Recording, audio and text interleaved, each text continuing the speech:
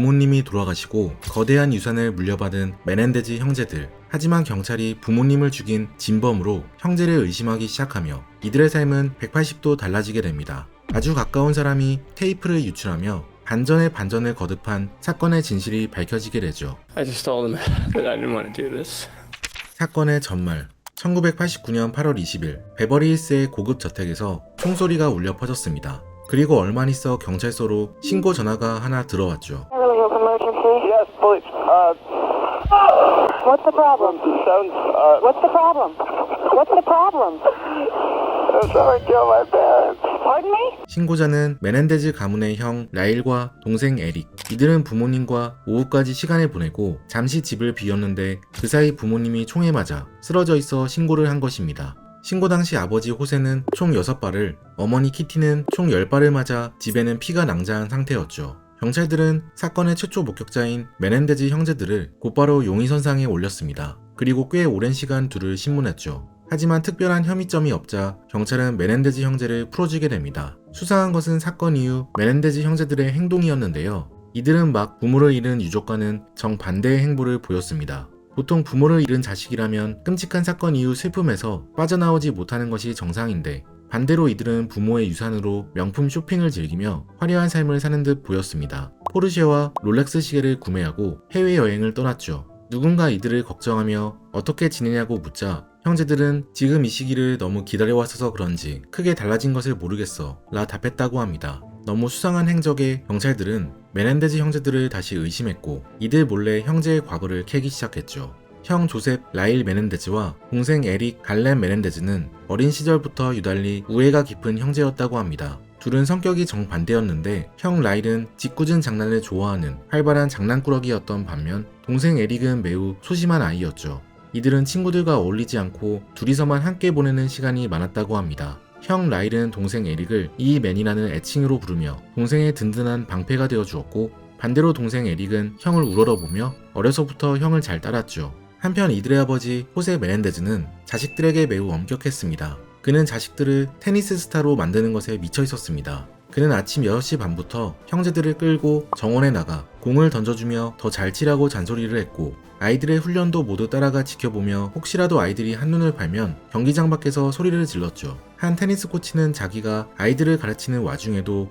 호세가 곁에서 계속 소리를 지르자 참지 못하고 일을 그만두기까지 했다고 합니다. 그는 아들들이 운동을 잘해도 이에 만족하지 않고 최고가 되기를 요구했습니다. 아들 에릭은 수영을 잘했었는데 호세는 아들을 칭찬하기는커녕 더 잘해야 한다며 친구들 앞에서 혼을 냈다고 하죠. 호세는 심지어 코트장 밖에서도 형제들이 완벽하기를 바랐습니다. 저녁 식사 자리에서는 국제정세, 군비 제한 등 신문에서나 볼 법한 주제들을 던지며 아들들에게 의견을 물었죠. 호세는 아들이 만약 조금이라도 자신의 기대에 미치지 못하면 끊임없이 잔소리를 했는데 그 모습이 마치 회사에서 임원이 직원들을 대하는 모습과 비슷했다고 합니다. 그는 툭하면 아들들에게 성공 명언을 늘어놓았죠. 패배하기 위해 세상에 태어난 것이 아니야. 실패는 메넨데즈의 피에 흐르지 않아. 호세가 엄격한 방식을 고수하는 데에는 나름의 이유가 있었습니다. 그는 자수성가한 사람으로 자기 관리의 중요성을 알고 있었죠. 실제로 그는 자기 자신에게도 매우 엄격한 사람이었습니다. 호세는 원래 쿠바인으로 16살 때 쿠바에서 일어난 사회주의 혁명을 피해 미국으로 들어온 망명자였습니다.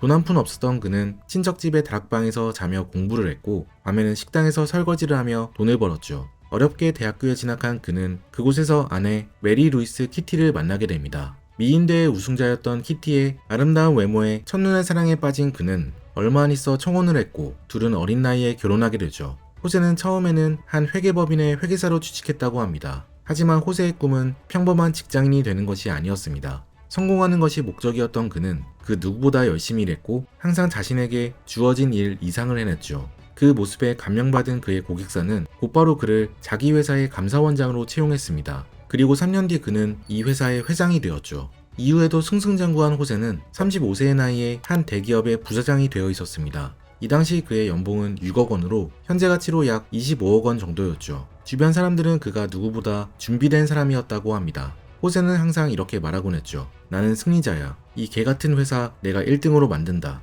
얼마 안 있어 호세와 키티의 사이에 아들도 둘이나 생기며 메넨데즈 가족에는 부족한 것이 전혀 없어 보였습니다. 하지만 얼마 안 있어 크고 작은 문제들이 터지기 시작하죠. 그날의 진실. 미국 상류층에 진입한 호세는 최고 부천 중의 하나인 베버리힐스에 12억 원짜리 주택을 구매했습니다. 그리고 추가로 약 1,000만 원 가까이 지불하며 집에 수영장도 설치하였죠. 에릭과 라일은 베버리힐스로 학교를 옮기며 부자 친구들을 사귀게 됩니다. 이들은 대체로 신탁자금이 있어 미래 걱정 없이 사는 아이들이었고, 형제들은 이들과 어울리며 재미로 도둑질을 하는 등 일탈을 즐기기 시작했죠. 동생 에릭은 특히 크레이그와 친해졌는데 그 또한 유명 영화사 MGM 임원의 아들이었습니다. 가정 환경이 비슷했던 둘은 성공한 아버지의 그늘 아래 자식들이 느끼는 압박감에 대해 이야기하며 시간을 보냈습니다. 그리고 종종 완벽 범죄를 저지르는 방법에 대해서도 이야기를 나누었는데 구체적인 계획을 연극의 형태로 작성하기도 했죠. 에릭과 크레이그가 쓴 연극 프렌즈는 이후 법정에서 공개되며 사람들을 공포에 떨게 했습니다. 이 연극의 내용이 실제 메넨데즈 부모님에게 벌어진 일과 매우 유사했기 때문이죠. 연극은 부유한 집에서 태어난 아들이 주인공으로서 자신의 부모를 죽이는 내용을 담고 있습니다. 연극 속에서 주인공은 장갑을 낀 손으로 부모님의 침실 문을 열고는 부모님의 얼굴을 바라봤습니다. 그리고 부모님에게 좋은 저녁 보내세요 라는 대사를 치고 이들을 죽인 다음 유산 2천억 원을 물려받게 되죠. 한편 호세는 아들들의 스트레스를 전혀 눈치채지 못했습니다. 오히려 부모가 해줄 수 있는 것이라면 뭐든지 아들을 위해 베풀려고 했죠. 그는 아들의 강습을 위해 비싼 코치진을 고용했고, 만약 아들이 운동 때문에 학교 숙제를 할 시간이 없으면 아내 키티에게 부탁해 아들의 숙제를 대신하게 만들었습니다. 호세가 이렇게까지 아들에게 집착한 이유는 사실 자신의 꿈 때문이었습니다. 원래 호세는 어린 시절 육상 선수가 되는 것이 꿈이었죠. 하지만 돈이 없어 꿈을 포기하고 회계를 전공하게 됐는데 호세는 자신이 포기한 꿈을 아들들이 대신 이뤄주기를 바랐던 것입니다. 호세의 적극적인 지원 덕분인지 형 라일은 결국 최고의 테니스 선수로 만들어집니다. 그는 미국 중부 지역 테니스 선수들 중 최고 기록을 세우며 아이비리그 중 하나인 프린스턴 대학에 진학하게 되죠. 하지만 아들이 대학에 진학한 후에도 호세는 계속해서 아들을 통제했습니다. 당시 형 라일은 연상의 여자친구를 사귀었는데 호세는 여자가 나이가 많고 집안이 좋지 않다는 이유로 라일의 여자친구를 싫어했죠. 결국 라일은 자신이 아무리 노력해도 아빠를 만족시킬 수 없다는 것을 깨닫게 되었다고 합니다. 그때부터 아빠와 형제의 갈등이 더욱 심화되었죠. 한편 동생 에릭도 아빠와의 관계가 좋았던 것은 아니었습니다. 형보다 테니스 실력이 떨어졌던 에릭은 USTA 전국대회에 참가하지만 2라운드에서 떨어지게 되죠. 열흘 뒤 메넨데즈 형제는 친구의 신분증을 도용해 총 2자루를 구매했습니다. 그리고 이틀 뒤 메넨데즈 집에서는 총격전이 일어나죠. 에릭의 절친 크레이그에 따르면 먼저 부모님에게 총을 겨눈 것은 형 라일이었다고 합니다. 당시 아빠 호세와 키티는 거실에 앉아서 TV를 보며 바닐라 아이스크림과 딸기를 먹으며 쉬고 있었습니다. 그때 형제들이 문을 열고 들어왔고 형이 아빠를 향해 총을 쏘았죠. 그리고 동생 에릭을 보며 엄마를 쏴 소리쳤다고 합니다. 곧바로 에릭은 엄마를 향해 총을 쏘았죠. 안타깝게도 엄마 키티는 총을 맞은 후에도 한동안 의식을 잃지 않았고 땅에 쓰러져 비명을 지르며 거실을 여기저기 기어다녔다고 합니다. 하지만 형 라일이 엄마의 볼을 향해 총을 겨눴고 그렇게 메넨데즈 부모는 세상을 떠나게 되죠. 경찰들은 사건 조사 끝에 메넨데즈 형제가 사건의 진범임을 깨닫게 됩니다. 하지만 경찰에게는 이를 증명할 증거가 전혀 없었죠. 오직 형제의 자백만이 유일한 증거였습니다. 앞서 에릭은 사건이 있고 얼마 안 있어 친구 크레이그에게 자신이 범인이라고 자백한 적이 있었기 때문에 경찰은 크레이그의 도움을 받기로 합니다. 그에게 도청장치를 설치하고 에릭을 만나 자백을 유도하라고 시킨 것이죠. 하지만 크레이그를 만난 에릭은 친구가 뭔가 이상하다고 눈치챈 것인지 이번에는 자신이 부모님을 죽인 것이 아니라고 부인했습니다. 결국 경찰은 아무런 증거도 얻지 못하게 되죠. 사건이 미궁으로 빠지던 사이 메넨데즈 형제가 범인이라는 증거가 우연히 드러나게 됩니다. 뜻밖에도 이 증거는 불륜 때문에 세상에 밝혀지게 되죠.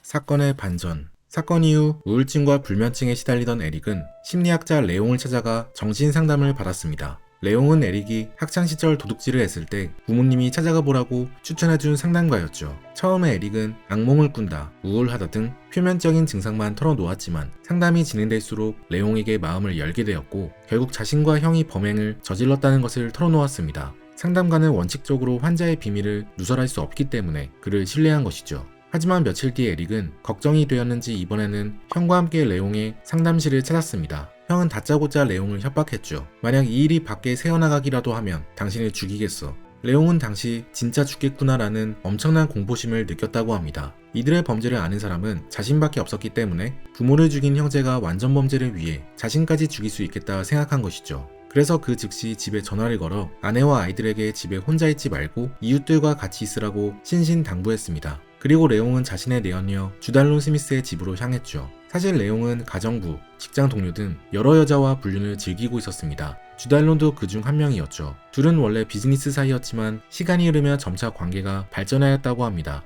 둘의 사이는 일반적인 내연 관계보다 더 폭력적이었습니다. 주달론은 레옹에게 집착했고 반대로 레옹은 그녀에게 폭력을 쓰고 마음대로 그녀를 범하는 등 서로를 파괴하는 관계였죠. 레옹은 주달론에게도 메넨데즈 형제의 비밀을 털어놓았습니다. 문제는 여기서부터 시작되었는데요. 주달론은 레옹과 사귈 때는 그의 비밀을 지켜주었지만 그에게 일방적으로 차이자 복수심에 불타 베버리힐스 경찰서에 찾아가 자신이 아는 것을 모두 신고했습니다. 그녀는 두 형제가 샌디에고에서 총을 구입했다는 것, 총을 사기 위해 도용한 신분증을 사용했다는 것, 그리고 레옹이 형제들의 자백을 녹음한 테이프를 가지고 있다는 것을 경찰에 알렸습니다. 그녀의 결정적인 증언으로 두 형제는 사건 발생 7개월 만에 체포되죠. 하지만 사건은 또 한 번 새로운 국면에 접어듭니다. 메넨데즈 형제가 부모님을 죽인 진짜 이유를 법정에서 밝힌 것이죠. I was afraid and my dad didn't want me to. It was our secret. 메넨데즈 형제들은 어렸을 때 아빠 호세가 자신들을 성적으로 추행했다고 밝혔습니다. 형 라일은 6세에서 8세가 될 때까지, 그리고 동생 에릭은 6세에서 18세가 될 때까지 아버지는 남자들끼리의 정신적인 연대를 위해 자식들에게 구강성교를 강요했다고 하죠. 라일은 소리가 새나가지 않기 위해 주먹을 입에 우겨넣거나 머리에 옷소매를 숨기며 끔찍한 시간을 참아냈다고 증언했습니다.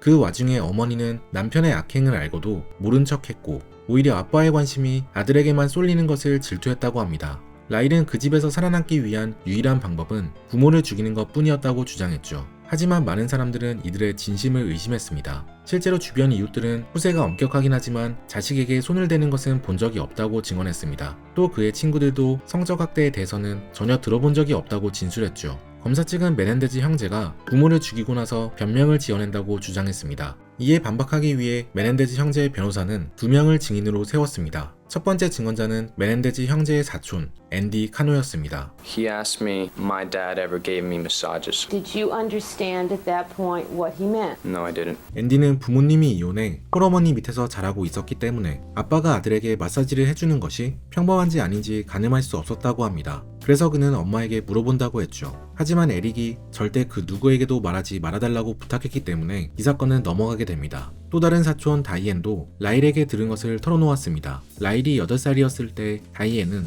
메넨데즈 형제의 방 한켠에 머무는 적이 있었다고 합니다. 이때 하루는 라일이 자신의 방으로 들어와 누나와 같이 자도 되냐고 물었다고 합니다. 라일은 방에 아빠가 들어와 자기를 만질까봐 무섭다고 했죠. 이 말을 듣고 놀랐던 다이앤은 곧바로 키티에게 라일의 말을 전했다고 합니다. 하지만 키티는 아들이 거짓말하는 거라며 남편의 편을 들었죠. 메넨데즈 형제 측의 주장에 검사는 크게 반발하며 형제들이 부모를 죽인 이유는 오로지 돈 때문이라고 주장했습니다. 메넨데즈 형제가 체포되기 전까지 약 9억 원을 써버렸다는 것에 주목했죠. 양측의 팽팽한 주장에 배심원들의 의견이 갈리며 판결은 미뤄지게 됩니다. 하지만 최종 판결에서 메넨데즈 형제들은 1급 살인 유죄를 선고받으며 가석방 없는 무기징역에 처해졌습니다. 메넨데즈 형제들이 아빠에게 심리적, 성적으로 이용당했다는 물리적 증거가 부족하다는 점, 사건이 있던 날에 부모가 형제들에게 가한 신체적 위협이 전혀 없었다는 점이 고려되었죠. 이렇게 사건이 종결되나 싶었지만 최근 또 하나의 결정적인 증거가 밝혀지게 됩니다. 사건의 결말. 메넨데즈 형제의 판결 이후 심리학자 레옹은 상담 자격을 박탈당했습니다. 환자의 비밀을 멋대로 불륜녀에게 털어놓았기 때문이죠. 한 신문 기사에서는 이 사건을 보도하며 동정할 사람이 없는 범죄라 일컬었습니다. 엄격한 부모, 부모를 죽인 형제, 형제를 상담한 불륜 심리학자 모두 특권층의 타락한 모습을 보여준다고 했죠. 하지만 시간이 흘러 메넨데즈 형제들의 이야기가 여러 드라마로 만들어지며 인기를 끌자 새로운 증거들이 밝혀지게 됩니다. 특히 2023년 로이 로셀로가 결정적인 고백을 했죠. 그는 메넨데즈 형제의 아버지 호세가 RCA 레코드 회사에서 임원으로 재직 중일 때 이 회사와 계약해 활동하던 가수였습니다. 로이의 증언에 따르면 그는 14살이었을 시절 호세의 집으로 초대받아 놀러 간 적이 있다고 합니다. 그날 호세는 로이에게 약을 먹이고 강제로 그를 만졌다고 하죠. 로이는 혹시나 호세가 자신의 가수 계약을 파기할까봐 그에게 당할 수밖에 없었다고 했습니다. 이후 그는 이 사건을 묻으려고 했지만 자신의 자백으로 메넨데즈 형제들이 도움을 받을 수 있다는 것을 깨닫고 최근에야 사건을 고백한다고 했죠. 또 증언석에 앉았던 앤디 카노의 집에서도 새로운 증거가 발견됩니다. 바로 화면에 보이는 이 편지인데요. 이 편지는 에릭이 사건이 있기 8개월 전에 앤디에게 쓴 편지입니다. 내용을 읽어보면 아빠를 피하고 있어. 아직도 계속해서 그 일이 일어났는데 점점 참기가 어려워. 매일 밤 나는 아빠가 오지 않을까 걱정하며 잠을 못 이뤄 라고 쓰여져 있죠. 앤디 카노는 에릭에게 받은 편지들을 서랍장 속에 보관하고 있었지만 재판 당시에는 크게 눈여겨보지 않았다고 합니다. 이 편지는 앤디의 엄마 마르타에게 발견되었죠. 사실 앤디는 재판이 있고 머지않아 스스로 세상을 떠났습니다. 앤디의 어머니는 앤디가 메넨데즈 형제의 억울함을 풀어주기 위해 노력했지만 결국 그들이 유죄 판결을 받자 트라우마가 생긴 것 같다고 했죠. 마르타는 뒤늦게 발견된 이 편지가 형제들의 진실을 밝혀주길 바란다고 덧붙였습니다. 사실 메넨데즈가 재판을 받은 90년대 말에는 아동학대에 대한 연구가 제대로 이뤄지지 않은 시절이었습니다. 이 시기에는 심지어 성범죄가 여자들에게만 일어난다고 생각했죠. 실제로 검사 측은 법정에서 남성은 신체 구조상 성적으로 이용당하는 것이 불가능하다라고 주장했다고 합니다. 현재 새로운 증거들이 발견되면서 형제들의 변호사는 판결을 다시 받기 위해 청원을 제출한 상태입니다. 변호사 측은 아동권리 옹호자 폴 모네스의 책을 인용했습니다. 그에 져서 부모를 죽인 아동학대 피해자에 따르면 아이들은 자신들이 학대당한다는 것을 인지하지 못하고 수년간 부모를 기쁘게 하기 위해 노력한다고 합니다. 조용히 학대를 견디는 이들은 부모가 늙거나 약해진 틈을 타 공격한다고 하죠. 아동학대 피해자는 가해자에게 극도의 원한과 분노를 품고 있기 때문에 보통 과잉살해의 모습을 띈다고 합니다. 실제 메넨데즈 형제도 부모에게 총을 여러 번 쏜 것으로 알려져 있죠. 현재 메넨데즈 형제들은 부모를 죽인 혐의로 아직까지 복역 중입니다. 사건 당시 20대 초반, 10대 후반이었던 이들은 어느덧 57, 54살로 중년의 나이에 이르렀죠. 메넨데즈 형제들 드라마 시리즈가 넷플릭스에서 반영되면서 다시 관심을 받고 있는데 이들이 새로운 판결을 받을 수 있을지 아니면 이들의 항소가 거절당할지 끝까지 지켜봐야 알 수 있을 것 같습니다. 지금까지 책트폭행이었습니다. 오늘 함께 읽은 책 부모를 죽이는 학대받은 아이들 저자 폴 모네스. I knew